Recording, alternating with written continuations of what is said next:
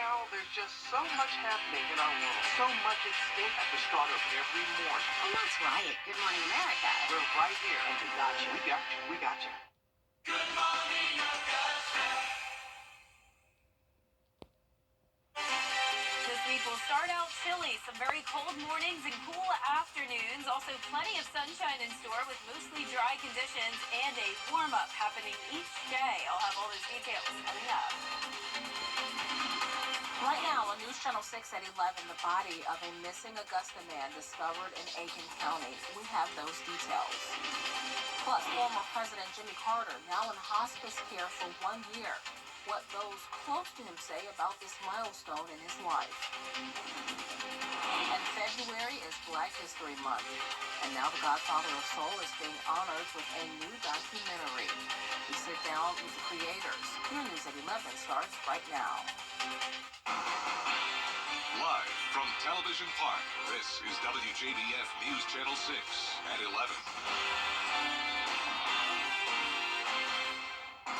Good evening, everyone. I'm Renetta DuBose. Thank you for joining us here on News Channel 6 at 11. Coverage you can count on begins with the discovery of the body of an Augusta man missing for more than a month now. The Aiken County Coroner's Office reports Damon Parrish's body was found last night in a wooded area on Silver Bluff Road near Atomic Road.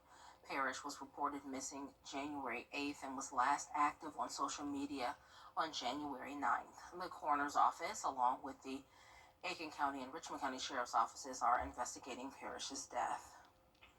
And there's been an update in the search for a missing teenager in Richmond County, Jonathan Davis.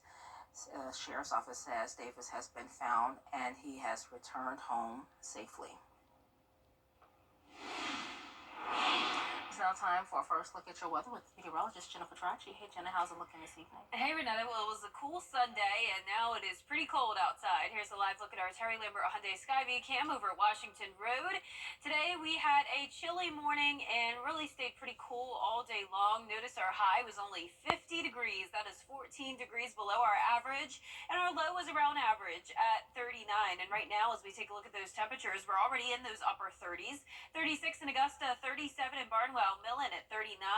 Wrightsville, you're also at 39, and 38 in Edgefield. So all of us at least a couple degrees cooler than it was 24 hours ago. We did have a cold front come through, and that's bringing in this cold and dry air mass. Winds are very light at this time, all of us under 5 miles per hour. We do have the clouds, though, so the clouds are going to help us stay more so in those low 30s tonight. Now, if we didn't have the clouds, we'd honestly probably be in the low 20s, so at least these clouds are helping to keep us a little bit warmer. There's that front that came through, all of the rain now off the coast and also down further south impacting Florida, the rest of the southeast nice and dry. So tomorrow morning, just some clouds around, temperatures right around the 30 to 35 degree mark. And then over the next couple of days, we will be back to sunshine, staying mostly dry. Definitely a chilly start to the week, but we are warming up each day, eventually all the way to the 70 degree mark. I'll have all those details coming up shortly, but back to you, Renetta. All right, Jenna, thanks. The South Carolina GOP primaries will kick off next weekend. Former President Donald Trump now back on the campaign trail after his recent court appearance, making weekend stops in Pennsylvania and Michigan. Meanwhile, former South Carolina Governor Nikki Haley in her home state taking aim at Trump. 59% of Americans think that Joe Biden's too old and think that Donald Trump's too old to be running for president. It is time that we finally put the past behind us.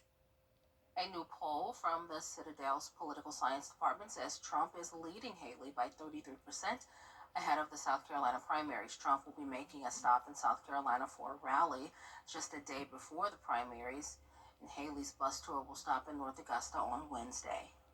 This weekend marks a year since former President Jimmy Carter entered hospice care. Last November, he made a rare public appearance in Atlanta during the memorial service for his late wife, Rosalind Carter, who he was married to for 77 years. Carter served as president for one term between 1977 and 1981. After he left the White House, he established the Carter Center in Atlanta to monitor elections, eradicate diseases, and restore peace. The former president celebrated his 99th birthday last October. I think that President Carter right now, I know he is surrounded by the people that love him, and I send my love and affection to him and the rest of the family. The Carter family said in a statement, 1 year after entering hospice care, President Carter continues to be at home with his family. The Carter family is grateful for the many expressions of love they have received and the continued respect for their privacy during this time. Now, the family is pleased that his decision last year to enter hospice care has sparked so many family discussions across the country on an important subject. An Augusta native took home a top honor this past weekend. Our next recipient goes to Ebony Brown, who is receiving an honorary doctorate degree in international humanities, as well as the Presidential Lifetime Achievement Award.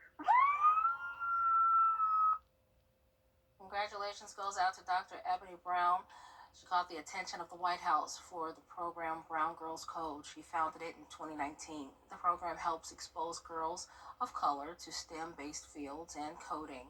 Through the years, the program has expanded and trains girls across 26 states. Now, to learn more about Dr. Brown's program, visit browngirlscode.org. Congratulations, Ebony.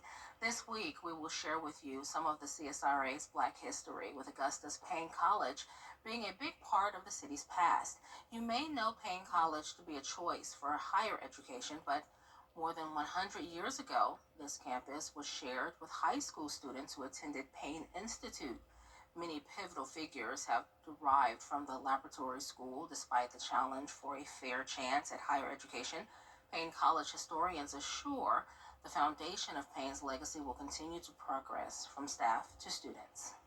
When we look at the faculty members, we're looking at the students, we're looking at multi-generational connections that strengthen the community. So it's not just about educational opportunities, but educational leading to community development. We'll have that full story along with other stories for our Black History Month special. Join Dee Griffin and I this Thursday at 7 p.m. here on News Channel 6. The future leaders of the agriculture industry join us on the next edition of the Means Report.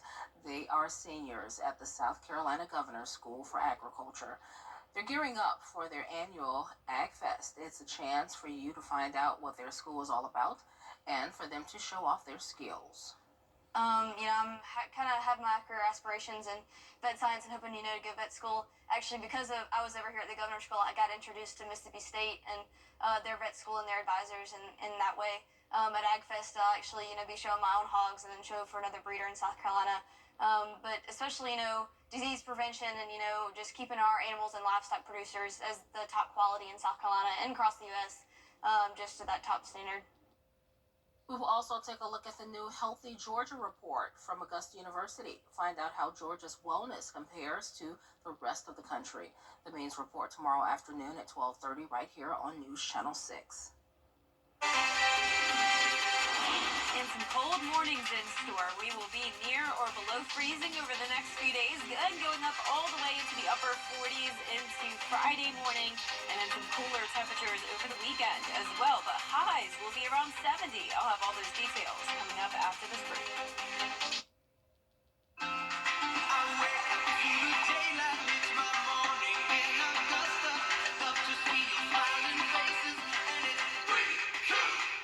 Something about the morning makes you feel good now.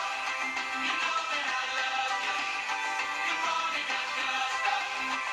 Something about the first light makes everything go right. Let's see where it takes us. Good morning, Augusta. The monumental savings, because in Georgia, hope finds a way. The Live 5 for 6 Skyview Network, sponsored by Terry Lambert Hyundai. Now, your most most accurate forecast with WJBF Live Viper 6. Welcome back. I hope you enjoyed your weekend. It is a cold night, so bundle up when you're headed out the door tomorrow morning. Widespread cold across the country, lots of 20s and 30s on our map here. A little bit more mild on the West Coast in the 50s. And one of the warmest spots, as usual, down in Miami, Florida at 65 degrees. And speaking of that, if you're a warm weather lover like me, I wanted to give you a taste of the warmth. I got to enjoy a vacation in Miami over the past few days, and here's some of the photos I took. It was beautiful, I have to tell you. That warm weather definitely felt nice. Happy to be back here, of course, but it felt cold when I got back here in town. Here's a live look at our Terry Lambert Hyundai Skyview cam now at Washington Road. It's a dry night. We're sitting at 36 once again here in Augusta. Dew points in the 30s as well, and winds are calm. So pretty consistent temperatures here, seeing 35 in Aiken, 37 in Barnwell, Allendale at 39, and still hanging on to those low 40s in Sylvania. We do have a blanket of cloud cover across the CSRA, and that will at least help us stay a little bit warmer, you could say. If we didn't have the clouds, we'd probably be in the 20s.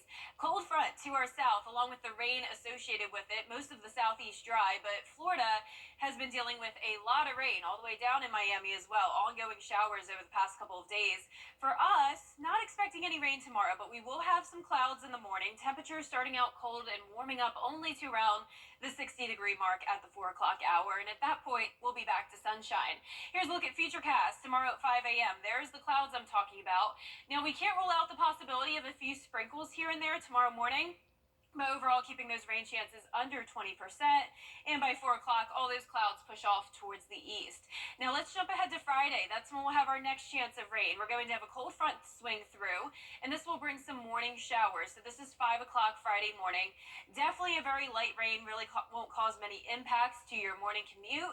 Those rainfall totals look to be under 1/10 of an inch. So for the most part, it's going to be a dry end of the month of February. I'm expecting below average precipitation across much of the southeast. And when it comes to those high temperatures, we're starting out this week cool, but warming up quickly all the way to the 70-degree mark on Thursday, back to 70 on Sunday as well.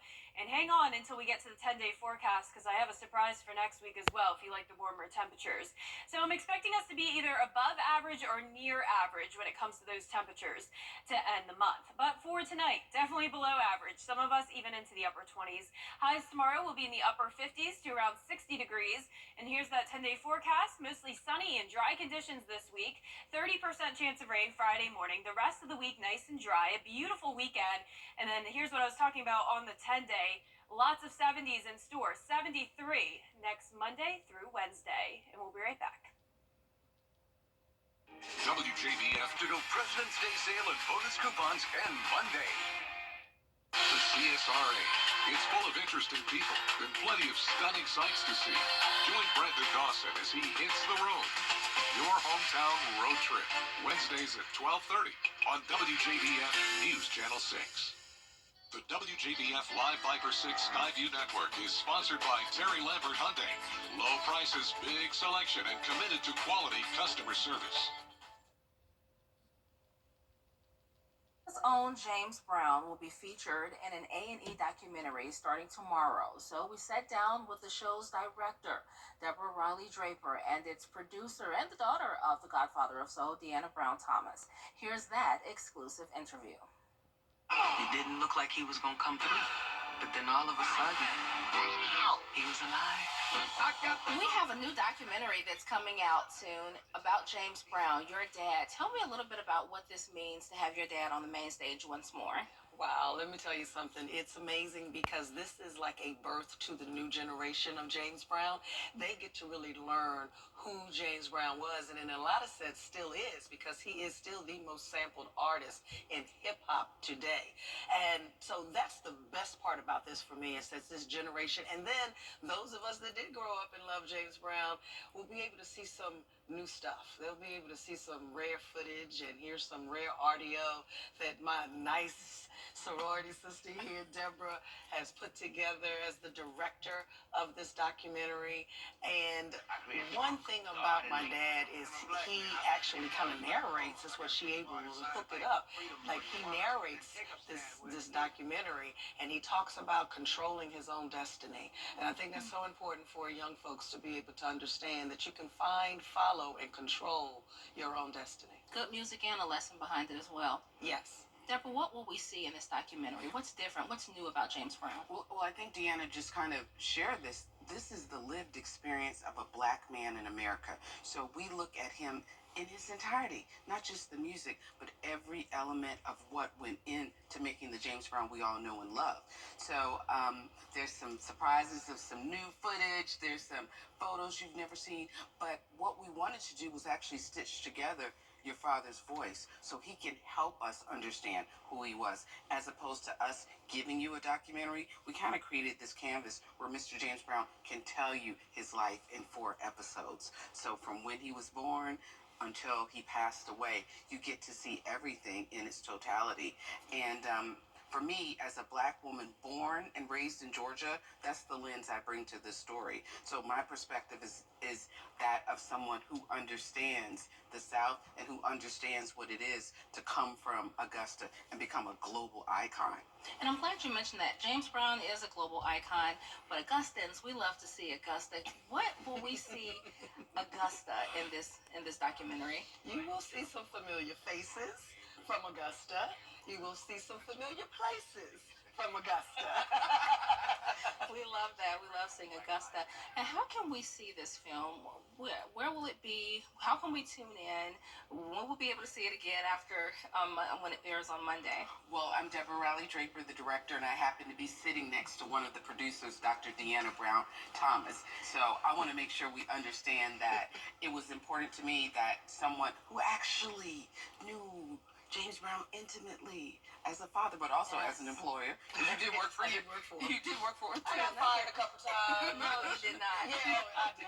Yeah. To help give us insight and input and some wonderful ephemera. So Monday, February 19th on A&E at 8 p.m. is the premiere. 2 episodes that night, 2 episodes the following night, Tuesday, February 20th on A&E. And we're super proud to be able, as women of color, to put a lens on this work and to be able to bring it 4 hours of Mr. James Brown on television, a broadcast premiere. It's a feat, and we love it. And perfectly timed for Black History Month. Perfectly timed for Black Perfectly History timed. Month, exactly, and give you the history that is important. Because we know that there are some situations where our history is being blocked and stopped. But now this is an opportunity where we get to go back to an original, and a person who was an original in this business, and not just in the music business, civil rights icon. You know, he was so deep into that as well. But also too, he's a brother from Augusta, Georgia. Yes. And we see his life born during the Depression, buck danced during World War II. He cut his first record during the Korean War. He shot to fame in the 60s, and he created the most important anthemic edict and tenet for our culture. Say it loud. I'm black and I'm proud. That was a gift to us. It was a lesson to us. But it's also something that's incredibly important because we, for 400 years, have self-silenced. We weren't allowed to speak. We weren't allowed to congregate. And Mr. James Brown stood up and said, say it loud. Use your voice. Own your narrative. Those are the best lessons for anyone. Our generation, the next generation, and the ones after. Yes. More than an entertainer. More. I say, God, how did I get this far? James Brown, Say It Loud, a 2-night event. Premieres Monday, February 19th at 8 on A&E. Looking forward to seeing that. Coming up, we'll show you the final round of the Genesis Invitational, and the top-ranked South Carolina Gamecocks look to earn their 25th consecutive win as they took on Georgia. Kara Goldstein has sports next. After year 2, if you're not happy with your pay, go to murphycareers.com. Now, WJBF sports coverage you can count on. The top-ranked and undefeated South Carolina Gamecocks were back in action on Sunday against Georgia as they look to make history with a record-breaking 43 consecutive SEC wins. The Gamecocks lost 7 seniors and 5 starters coming into this season, and yet they look to earn their second consecutive 25-0 start as they took on Georgia. Not the best beginning for SC. That's Georgia's Javin Nicholson with the layup and one. Georgia would take the lead 35-28 at the break, South Carolina's largest deficit since 2021. Third quarter, 8 minutes on the clock. Camila Cordoso gets her own rebound and puts it back for the layup. She had 16 points, 16 rebounds on the night. SC trails by 6. Under 7 minutes to play in the third, Chloe Kitts gets the ball in the paint and lays it in. South Carolina cuts the deficit to 2. And then a few minutes later, Gamecocks down 40-39. South Carolina on the fast break. Malaysia Fulwiley gets the ball and takes it up and down for the lay-in. South Carolina retakes the lead. So we head to the final frame. Under 5 to play, Gamecocks up by 9. Fulwiley kicks it to Tahina Pow on the wing for 3. That does it. South Carolina gets the comeback win, 70-56, and on their 25th consecutive win. Clemson was also in action as they hosted Pitt. Slow start for the Tigers. Down by 7 early on, Maddie Ott nails the 3 from beyond the arc as Clemson battles back. Then in the second quarter, leading by 3, Eno and Yang will spin, but she can't get it to fall. Ruby Whitethorn is there for the putback. Clemson leads by 5. 6:47 to go in the half. Dejanette Harris will find Eno and Yang in traffic for the lay-in, and Clemson extends their lead. But from there, it was all Pitt. They'd lead by 7 at the break and outscore Clemson 37-29 in the second half as they secure the win, 72-57. Out in California, it was the final day of the Genesis Invitational, and it could not have started better for Evans resident Luke List. With an eagle on the par 5 first hole and 3 birdies to round out the front 9, Luke List would jump into the lead at 15 under. Unfortunately, 3 bogeys on the back 9 dropped him into second, but still an unbelievable start to the day for Luke List. Meanwhile, Hideki Matsuyama was climbing the leaderboard and doing it fast on the par 5 11th hole, chipping for eagle from outside the green. Matsuyama lands it on the green and it rolls within a foot of the pin.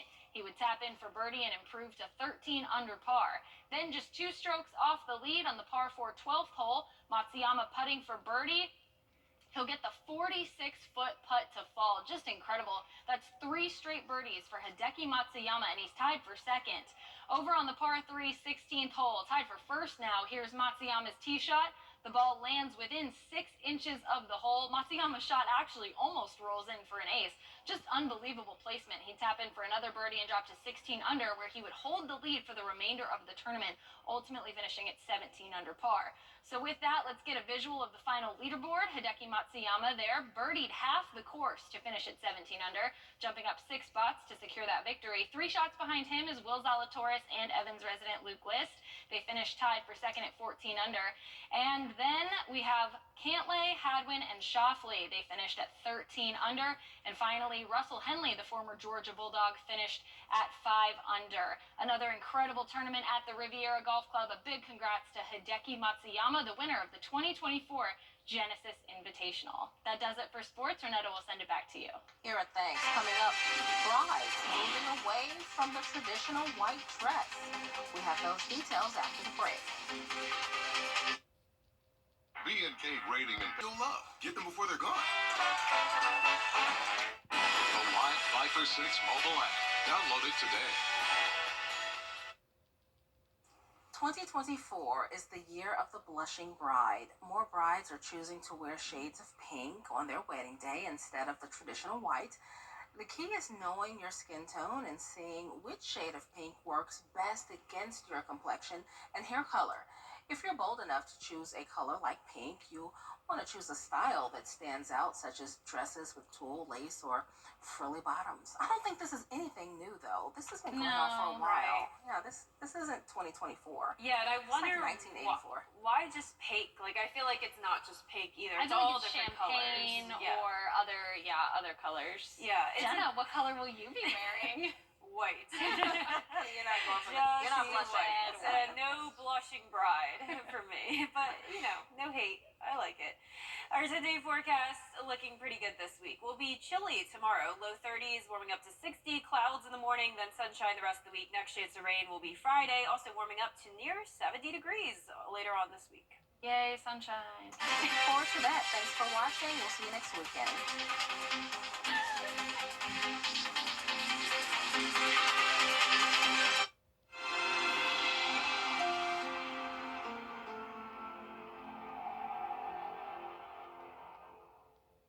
It is is important.